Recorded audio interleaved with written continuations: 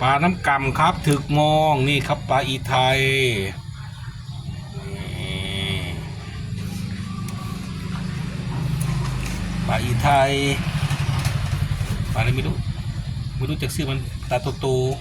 ๆอันนี้เขาเรียกปลาอะไรวะนี่ปลาน้ำกำครับโดนถึกมองครับ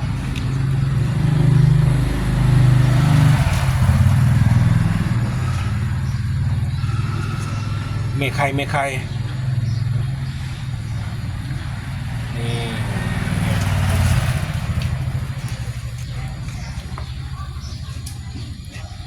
ปิ้งกินกับแกงหน่อไม้